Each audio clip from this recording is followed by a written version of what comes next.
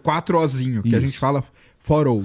Que é ele interagindo com outra inteligência artificial e tal. Eu acho isso, assim, por enquanto tá bastante divertido, sabe? Tem um monte de ferramenta que faz umas coisas que são legais e divertidas. Eu sei que a inteligência artificial serve para coisas muito mais legais do que isso daí, no sentido de serem mais importantes mesmo, né? Mas esse tipo de limitação dos dedos aí, ele tende a assumir, né? Porque isso ainda existe. Tem limitações mais cruciais do que os dedos deformados, né? Ontem saiu um artigo mostrando que uma revisão de uma amostra de trabalhos científicos publicados nos últimos 8 meses, 9 meses, 12% foram escritos pelo ChatGPT, ou seja, é proibido isso, né? Você não pode fazer isso, né?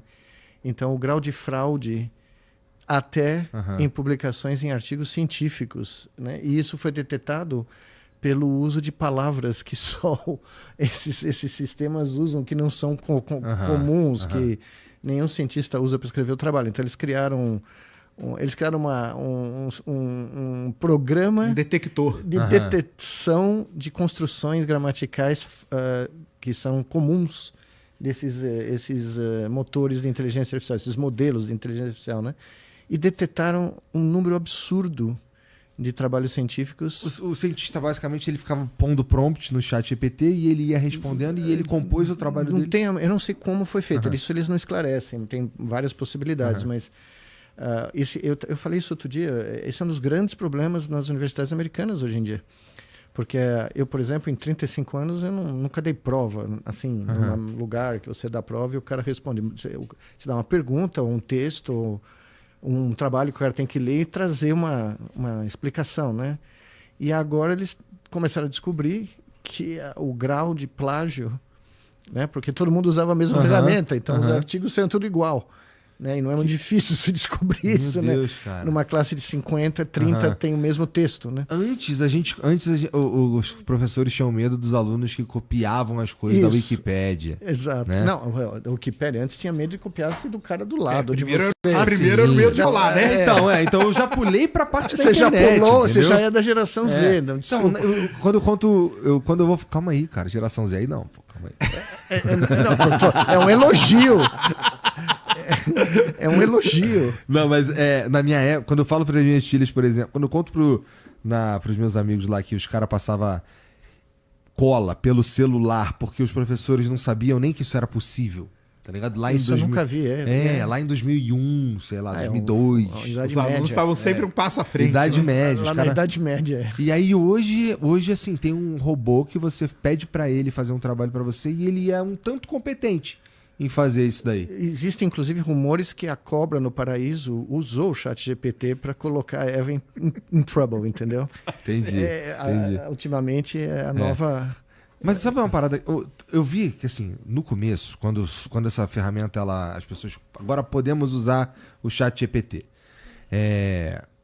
Uma galera tentou entrar, uma galera tinha dificuldade em entrar, a galera começou a pagar, não sei o quê. E a verdade é que hoje a gente tem uma porrada de ferramenta que funcionam bastante bem, inclusive são de graça. Tem o do Google, que é a Gemini, não é? Todas elas são GPTs que a gente fala, né? Isso. Todas são GPTs. Então tem o Gemini, que é do Google, tem o ChatGPT mesmo, tem a Claude, né? Falam que é muito boa. Mas também. nada é de graça, viu? Esse daí é qual? Esse o que diferencia, né? Até para falar pro pessoal, né? Qual que você vai escolher para usar e o que diferencia uma da outra, né? Basicamente são duas coisas. Uma é o tanto de coisa que você pode colocar no prompt. Aquele prompt ali, alguns são limitados. Então você não pode colocar tanta informação. E quanto mais informação você coloca, melhor sai sua resposta. Porque para IA, essas IAs aí, né? Daqui a pouco a gente até fala, porque IA é muito mais coisa do que isso, tá, pessoal? Isso aqui é uma janelinha dentro das São IAs. as ferramentinhas que a gente tá brincando, por enquanto. Eu vou repetir, não é de graça. Ela não é de graça. Ela não é paga, mas ela usa tudo que você põe lá para retreinar a ferramenta. Então você está trabalhando de graça para todas essas... Você está alimentando. Essas empresas. Os seus e-mails, os seus prompts, qualquer coisa que você põe hoje na internet está sendo usado de graça para treinar esses modelos, porque eles precisam de um grande número, milhões de eventos para conseguir fazer qualquer coisa útil. Que é isso aí que faz a diferença, entendeu? É o quantos milhões a gente, dentro dessa linguagem de IA, o pessoal chama de tokens, né? É como que isso foi treinado. Então, tem duas coisas. Uma é o prompt, que é o quanto de coisa você pode colocar ali para ela. Então, tem umas que você pode colocar milhões de coisas, outras nem tanto assim e tal. E quanto mais contexto você der para ela, melhor vai ser sua resposta. Esse é um padrão. E depois tem a saída. E a saída dela depende de quantos milhões de coisas ela tem, onde o modelo foi treinado. E é isso que diferencia por isso que a Google usou todos os Gmails que ela teve acesso, porque ela usa a construção gramatical para treinar esses modelos de linguagem, né, que são redes neurais com centenas de milhares de camadas intermediárias para fazer o treinamento, para produzir algo que você acha que parece ser um ser humano. Então, eles levaram a letra, a intuição do Turing, que você pode enganar um ser humano, né? Não necessariamente tendo outro ser humano do outro lado da linha.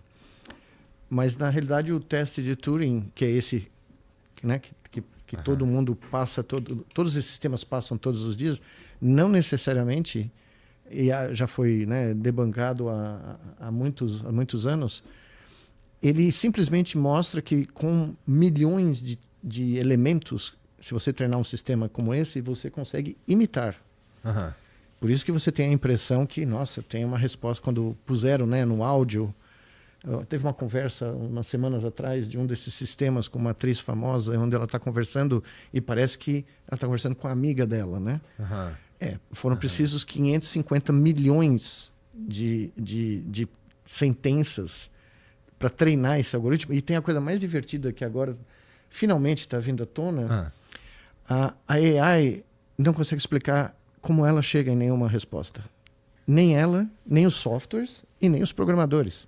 Porque quando você cria um sistema com 100 mil camadas e 10 mil elementos em cada camada, você tem trilhões, é um polinômio de trilhões de variáveis. Ninguém consegue dizer como que o sistema produziu aquele output. Então, curiosamente, ela é inteligente ao ponto de não conseguir explicar a si mesma. Que é a tal da caixa preta que a galera fala, entendeu? Não é curioso? Né? Porque você, quando cria uma sentença, ou conversa com alguém, você tem um certo acesso a de onde veio o conteúdo dessa sentença, né? Você lembra de... Eu construí esse que eu falei de alguma forma. Você teve uma experiência passada, você aprendeu a língua na escola, a sua professora falava para você que a única palavra em português que tem o plural no meio é qualquer. Eu nunca vou esquecer isso na minha vida. No Colégio Bandeirantes, professor nunca, graças ao bom Deus, quaisquer. Né? Então, essa era a questão chave da prova de português no primeiro ano do colegial. Qual é a única palavra da língua portuguesa que tem o plural no meio? Entendi. Né? Então, você tem toda uma construção sintática, gramatical, semântica que você aprendeu. E quando você fala com alguém, você dá um significado, né? Você pode brincar com o Sérgio e falar, você é isso, mas você não está... Você está brincando, você não está dando a entender literalmente o sentido. E é esse tipo de coisa que um sistema automático desses não consegue reproduzir. Eles não conseguem... O que o pessoal fala, não existe transparência na decisão. Ninguém consegue rastrear como o sistema chegou naquele output. Você chega até um certo ponto. A partir de um certo ponto, você não consegue mais. Entendeu? Então, hoje, por exemplo, eu estava no telefone tentando receber um resultado de uma ressonância do meu joelho aqui, que mesmo sem jogar futebol, eu lesionei o meu menisco medial aqui nadando. Não sei como, mas consegui. Aí você chega naquele menu de opções. Conseguir seu resultado. Eu falei, opa, né? Melhorar o sistema. Só que eu queria receber o filme. Eu não queria o laudo já estava na internet. Eu precisava do filme para levar para o meu médico. Não tem opção. Aí você fala, não, vou ligar para o lugar. Você entra no site, não tem mais o telefone do lugar. Você não consegue chegar no ser humano. Então eu falei, bom, eu sou cientista, tem que haver uma saída. Então eu não vou falar o nome da empresa, mas eu burlei o sistema de inteligência artificial do WhatsApp deles e finalmente consegui um ser humano. E quando eu cheguei no ser humano, eu falei, eu só quero o filme. Ele falou, mas o procedimento que o senhor fez não é o procedimento-chave. Como é que o senhor chegou em mim? Eu falei, esse é outro segredo. Você me manda o filme, eu te mando como é que eu consegui. Eu te mando o código. Né? Fiz um deal com ele. Eu duvido que o ChatGPT ia fazer um deal com o cara no telefone, né? Eu te conto como eu hackei vocês se vocês me mandarem meu filme. Né? Boa. Né? Mas é interessante. Mas não tinha opção. Agora imagine se o mundo inteiro for assim. Imagina se um dia você tiver uma... Lá, né? Não, mas nós estamos chegando lá. Imagina se você tiver para qualquer coisa da sua vida, um menu com as possibilidades mais frequentes, né? Mas existem exceções, né? Mas supostamente, nesse mundo, a exceção não pertence ao menu. Você nunca vai conseguir sair desse ciclo vicioso, porque não vai ter uma opção. Entendeu? Então, essa é a diferença de um sistema como esse e um ser humano. O cara que me atendeu entendeu que eu tinha achado um caminho que ele nunca imaginou que seria possível. Então ele falou, melhor eu mandar o filme desse cara. Né? Senão vai... Porque o dano pode ser pior. Né? Mas um sistema automático nunca ia entender isso. Então essa diferença é brutal. Mas é muito interessante assim, como eles já estão bastante inseridos na nossa vida. E assim, a gente até toma golpe com inteligência artificial. Sim, hoje em dia está muito comum. Pois é. Se falsifica vídeo, áudio. Pois é. Então, assim, são as possibilidades. Esses golpes, eles mostram pra gente como, primeiro, como tem um monte de filha da puta, como a gente é criativo, e coisas que dá pra fazer com a inteligência artificial, sabe? Eu já vi uns vídeos, tem um que fizeram sobre mim, assim, que é eu vendendo um cartão de um banco, um cartão de crédito, e aí esse era fácil de cair, porque ele parecia verdade, se você não estivesse prestando muita atenção. Porque era uma taxa que não era muito alta, sabe? Um cartão de crédito que ia chegar na tua casa, com um limite ali que existia, e teve uma galera que caiu, cara. Porque era a minha voz, e assim, eu sei que não era eu, porque não era eu, e porque parecia um paulista falando. Mas se ele só, sei lá, de vez em quando ele assiste o Flow, Você parece. com sotaque paulistano? O meu fizeram também eu vendendo Starlink. Essa Mas você cantando... eu cantando é engraçado, mas cantando é engraçado. Mas fizeram um desse aí eu vendendo Starlink, sabia? Entra aqui, compra Starlink, papapá. E aí a gente chega num lugar que a gente fica com dificuldade de saber o que é verdade. Mas é o que eu falo aqui. Não, mas é o que eu falei no meu livro aqui de ficção, porque aí eu posso falar, né? Então. Nós estamos caminhando no limite para um mundo onde não existe como definir o que é verdade e um mundo que não tem futuro, porque é um futuro sem futuro. Porque tudo daqui para frente está sendo determinado pelo passado. Porque é o passado que é usado para treinar esses sistemas. Então, começaram a coisa mais engraçada que aconteceu nos Estados Unidos, eu tenho 3 filhos, né? 2 estão lá nos Estados Unidos, em Nova York, na Carolina do Norte, e a geração deles começou a tirar sarro do ChatGPT, né? O meu filho mais novo trabalha em comunicação, é um artista gráfico digital, então ele começou... Então, no começo, quando saiu, se eu não me engano, o banco de dados deles ia até 2021. Isso. Terminava em dezembro de 2021, só que nós estávamos no ano passado, 23. Então eles começaram a fazer perguntas porque tinham fatos que tinham corrido depois que o banco de dados termina. E as respostas são as mais absurdas possíveis. Cara, né? Eu já vi umas que dá pra fazer um filme. Dá. Assim, se o cara não sabe a história de verdade, você acredita. Não, sim. Sabe? É uma pira, cara. Não, e o cara. E se você perguntar, né? Que Dona Giselda, minha mãe, não esteja ouvindo. Você chegar no chat GPT e falar: quais são as formas de eu me livrar da minha mãe? Ele vai lá e responde: olha, você pode usar o método X, o método Y, né? Agora ele tá um pouco melhor nisso. Eles, né? Esses modelos. Claro. Mas assim, tinha um jeito. Isso que você tá falando faz todo sentido, porque eu lembro de uma que eu pedia pra ele me dizer como é que eu fazia uma bomba. E aí você... Eu li isso aonde, cara? Eu li isso em algum lugar. E aí o que você faz? Você pede pra ele te contar... Ele não te diz como se faz uma bomba. Mas aí você pede pra ele te contar uma história... que um cara faria tava pensando em fazer uma bomba e você quer essa história com detalhes. Daí ele te conta como faz uma bomba. Mas dá pra você falou fazer um filme, dá pra escrever um livro, porque um monte de filósofos começou a fazer perguntas para o ChatGPT. Perguntas, né, que qualquer filósofo faria, né? E o ChatGPT é um bom jeito da gente entender a média do que a gente tem aí? Não, bom, depende como você encara. Porque eu me lembro que a gente conversou isso, acho que 1 ano atrás aqui. E né, porque todo mundo ficou impressionado que foi o aplicativo que mais rapidamente atingiu 100 milhões de pessoas utilizando. Só que se você fizer o scouting desde então, esse número caiu e ele ficou estável. Porque a pessoa começa a usar, começa, né, a ficar literalmente viciado em interagir com o barato, que é um fenômeno que já se sabia desde os anos 60, né, quando o primeiro, a ELISA apareceu, né, no MIT, os estudantes ficaram viciados em usar a ELISA. E era uma coisa muito mais primitiva, muito mais, né? O professor Weizenbaum, né, que foi o cara que criou isso no MIT, ele escreveu um livro sobre esse fenômeno, né? Mas, enfim, subiu 100 milhões, estagnou. Por quê? Porque apareceram outros. Aí apareceu um que é muito melhor. Aí, bum, subiu. É como se fosse um efeito de manada. Você tem um boom esplendoroso e, de repente, aquele barato desaparece, né? E aí você começa a ler, porque agora começaram a aparecer livros muito interessantes sobre o efeito disso. Inclusive, 3 caras que eu li recentemente. Um é o vamos dizer assim, é o guru mundial, que é o Ku-Fu Lee, né, que é o cara que nasceu na China, foi para os Estados Unidos, trabalhou nas grandes empresas lá, ficou milionário, voltou para a China e agora é o guru de AI na China, contando para nós como seria o futuro.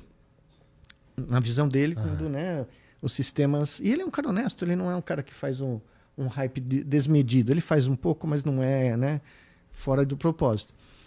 E tem um livro muito bom, que é da Kate Crawford, né, que chama-se o Atlas da Inteligência Artificial, que vai mergulha dentro da indústria, de como é feito, de quais são E, de repente, ela começa a soltar coisas que eu não sabia. Por exemplo, ninguém para pensar que o consumo de energia elétrica hoje em dia dos servidores que são necessários para rodar todos... Já passou, hoje saiu o gráfico. Ela publicou um gráfico. Hoje saiu o gráfico, porque a grande preocupação do mundo é essa aí. E passou a indústria automobilística. Não, passou a consumo de energia de todos os países da Europa. Então, é 14% do consumo elétrico do planeta. É um absurdo, cara. Esse é uma grande preocupação. Exemplo, esse é o primeiro problema, tá? Que ninguém fala. Né? Isso está por trás do ChatGPT, está por trás de todos esses programas que eu nunca usei, mas que a gente chega lá e fala, não, que maravilha, vai resolver toda a minha vida. A conveniência, né, de usar o barato. Essa conveniência está custando 14% do budget elétrico do planeta. Bom, mas a parte boa é que agora a gente vai se movimentar para resolver esse problema aí, porque com certeza os caras não vão querer voltar. Não, o problema é que a energia tem que ser mantida constante, né? Você não vai tirar energia do nada, né? E tem histórias geniais. Quando a China percebeu que o consumo elétrico de uma certa fração da indústria de criptomoeda estava explodindo e estava consumindo mais do que as cidades em certas regiões, eles baniram. E esses caras foram para o Cazaquistão. E lá no Cazaquistão quase deu um golpe de Estado lá no Cazaquistão, porque eles começaram a consumir energia, né, do nada, e de repente o país viu... Né, imagina o cara que está lendo o gráfico de consumo de energia no Cazaquistão, lá em Baikonur, na base de lançamento lá na base de foguete, de Baikonur, né? Aí de repente ele vê um negócio assim, vum! Né? Imagina o cara olhando no meio da noite... O que foi isso, Alexei? Alexei, o que você fez, Alexei? Mas tem esses servidores aí que eles já estão... O cara vai construir um servidor desse, ele constrói uma usina... Do lado. Do lado. Só para servir isso. Só que quando eles criaram esses grandes servidores, esses grandes cloud houses, né? No Texas, eles puseram no meio do lugar nenhum no Texas, só que porque as cidades davam incentivo fiscal, porque tem empregos, né? Só que de repente a cidade começou a ter um apagão. Porque com o consumo de energia explodiu. Tá? Então essa é a primeira coisa que ninguém fala e que a Kate Crawford, que é uma pesquisadora de AI da Microsoft, é a chefe da Microsoft. Então esses 2 livros são muito interessantes. Aqui, ó, vou até mandar aqui, ó, tá o gráfico aqui, ó, passou todos. É esse gráfico. Meu Deus. Passou todos os países. Aqui é países da Europa e aqui é o consumo ela faz a analogia com as indústrias, né? Com diferentes indústrias que nós conhecemos, né? E basicamente essa indústria está suplantando a indústria automobilística. Pra você ter uma ideia. Tá. Para onde, assim, isso daí a gente está falando de inteligência artificial. Isso. Tá. Mas ela envolve mais do que a gente vê na tela do computador. Tá? Exatamente. Ela envolve. Porque não faria sentido se a gente estivesse falando só. Eu quero fazer meu trabalho de escola aqui sem ter trabalho. Isso. Não faz nenhum sentido, né? A gente precisa estar fazendo mais alguma coisa. Depende para quem você faz essa pergunta. Para os caras que ganham dinheiro com isso, faz todo sentido.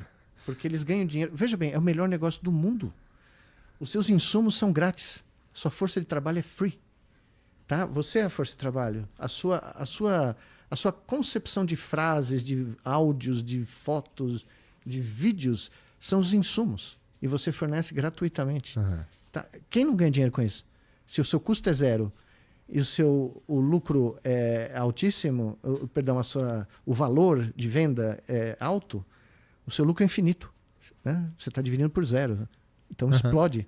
Né? Então, na realidade, todos nós, sem sabermos, até recentemente, né? Agora nós sabemos, a primeira pessoa a desvendar ou pelo menos publicamente anunciar, foi a Shoshana Zuboffsky, que é uma professora emérita de business da Harvard, que escreveu um livro sensacional. O problema é que tem 800 páginas, né?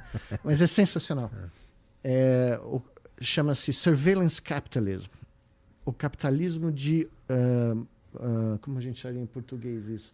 Surveillance é vigia. O capitalismo da vigia. Vigilância. De vigilância, isso. Onde ela conta como é que o business plan da Google e de outras empresas não ia dar em nada. Eles iam falir em 2002. De repente, essa ideia falou, nós não somos uma empresa de servidor, não somos uma empresa de busca de internet. Nós vamos minerar dados. Porque eles vão ser dados absolutamente de graça para nós. Então, as minas da modernidade, além das minas de lítio que existem para poder manter as baterias... a famosa frase, né? O dado é o novo óleo. Mas as minas da modernidade não são minas só de minerais. Elas são minas da produção intelectual de todos nós. Aí o gráfico. São minas de dados, exatamente. Aqui é o consumo de energia de data. Então, eu vou dar um exemplo. E aqui os países, ó. O Sérgio vai gostar disso.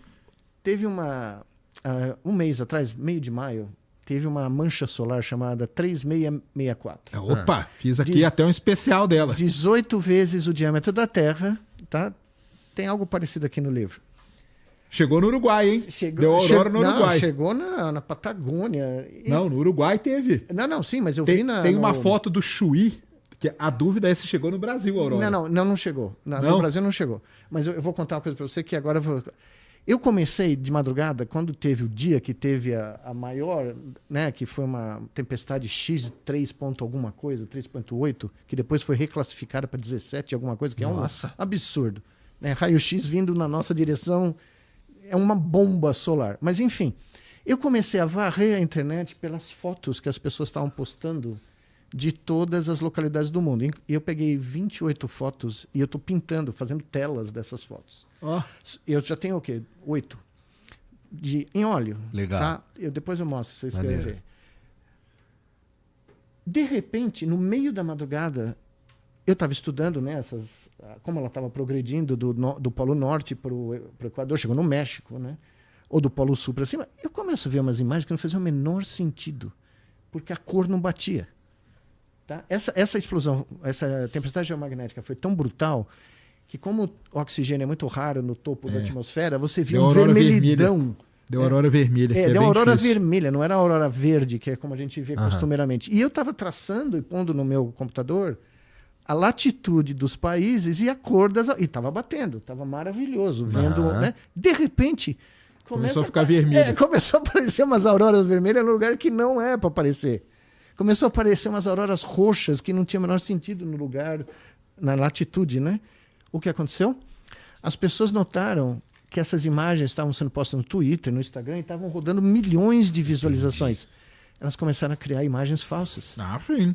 Só a primeira coisa. Só que eu vou contar. Aí eu falei, não, aí eu vou atrás do crime aqui. Isso é a primeira coisa. Primeira coisa, isso aí eu sei. Muita gente mandou imagem, eu falei, isso aí, cara, isso aí é IA, cara. Exato. Que Só que as imagens falsas no meio da madrugada começaram a sobrepujar as imagens verdadeiras.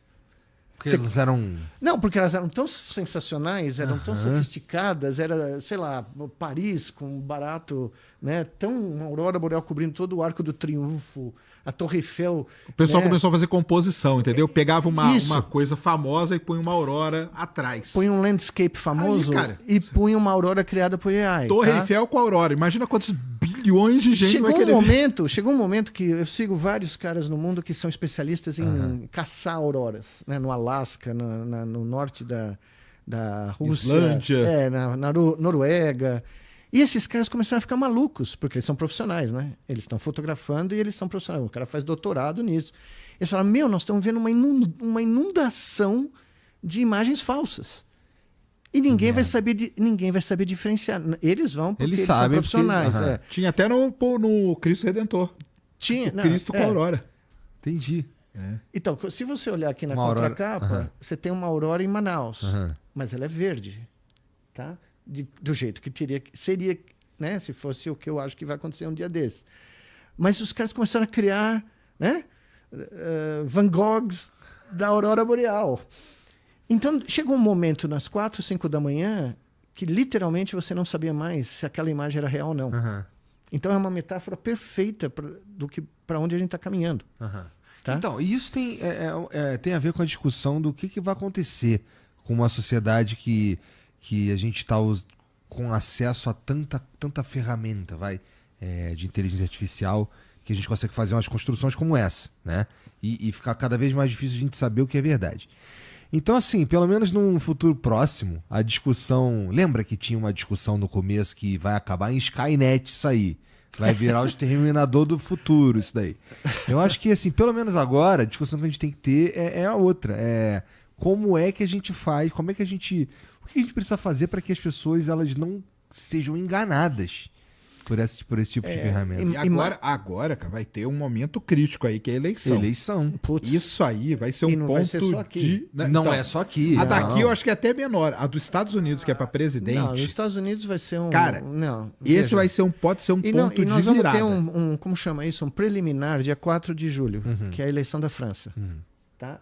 Que vai estar Que extrema... dia 4 interessante. dias... Né? Perdão, da Inglaterra, me perdoem. Tá. O primeiro tem da Inglaterra.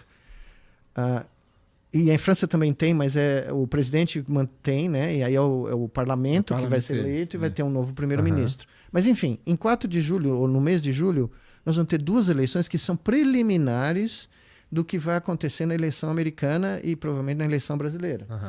E você já vê na campanha, se você lê os jornais ingleses, né? O Partido Conservador está derretendo, basicamente, eles vão perder para os partidos alienígenas, né? O Partido dos OVNIs vai ganhar deles. Você vê já o que vai ser o barato, entendeu? Você vê como a manipulação de tudo que você possa imaginar. Para você ter uma ideia, tem 5 caras sendo acusados de terem apostado na data da eleição porque eles trabalhavam para o primeiro-ministro britânico, o Sunak. Eles trabalhavam dentro do gabinete do primeiro-ministro e quando eles souberam, aparentemente, que a data ia ser 4 de julho, eles foram lá e puseram uma aposta. Fizeram uma aposta numa dessas bets para ganhar uma grana na data da aposta, mas eles tiveram um pouco de informação privilegiada, né? Então, sacanagem. Só que muita gente ganhou muito dinheiro. E agora o parlamento inglês está discutindo como é que vai sancionar os caras, porque tem o rumor que até parlamentares fizeram essas apostas. Né? Que doideira. Então você vê, nós vamos ter daqui menos de um mês, 2 semanas... A eleição vai ser um ponto aí muito importante para essa coisa aí. E o pior de tudo é que nem vai ser a que vai ser publicada. O pior de tudo é que vai rolar nos grupos por aí, entendeu? No grupo WhatsApp. de Telegram, WhatsApp, tudo. Mas então, esse é o drama. Porque aí, por exemplo, a gente vê a foto da Aurora lá, na Torre Eiffel, e a gente fala, cara, isso aqui não é. Não, a gente vê um vídeo Mas se eu falso. mandar isso aí pra minha mãe, faz uma boa mas se eu ideia. mando isso pra minha mãe, minha mãe vai Mas olhar e você falar, vê, nossa, você teve viu que um- bonito ter a Aurora na Torre Eiffel? Teve um vídeo desse dia, eu esqueci, lembrei agora. Teve um vídeo que dizia que era foto da aurora da estação espacial. E você não conseguia dizer que era mentira. Você não conseguia dizer. E teve um que o pessoal resgatou. Aí esse aí eu publiquei e falei, ó, pessoal, esse aqui que estão publicando não é de agora. É isso, é de anos É atrás. de anos atrás. Era de 10 anos atrás, porque teve uma tempestade muito grande em 2013. Então, esse vídeo foi colocado no Twitter como se fosse daquela noite. Isso aí. E você, como é que você vai saber? Não tem nenhuma, não tem nada que te diga, entendeu? Então, você começa a navegar, e aí eu entro por um outro lado, eu entro pelo lado do cérebro. Como vai ser o cérebro de uma sociedade em que a verdade não anda em terreno sólido? Como é que você vai viver Ou isso? sem enlouquece. Né? Ou você se deixa levar, né, cara? E ó, pessoal, nós estamos falando de Aurora, assim, que basicamente, por enquanto, não tá mudando a vida de ninguém, né? É. Mas enganou milhões e milhões de pessoas, cara. Entendeu? Milhões. Então imagina... Foi um hit no Twitter. Foi assim, nós estamos falando de dezenas de milhões de likes, ou seja o que for. Interações. E você via as pessoas falando e falava, meu... Né? Isso nem é de verdade, cara, meu Deus. Mas eu entendo, porque é muito difícil mesmo de você, a menos que você seja um cientista e que você saiba que, sei lá, essa aurora tinha que ser de outra cor nessa região, é fácil de você enrolar os outros num assunto como esse. E política é outra parada. Quando você manda uma mensagem pra minha mãe lá de sei lá, do Lula ou do Bolsonaro falando alguma coisa que eles não disseram, a chance dela acreditar que é verdade é altíssima.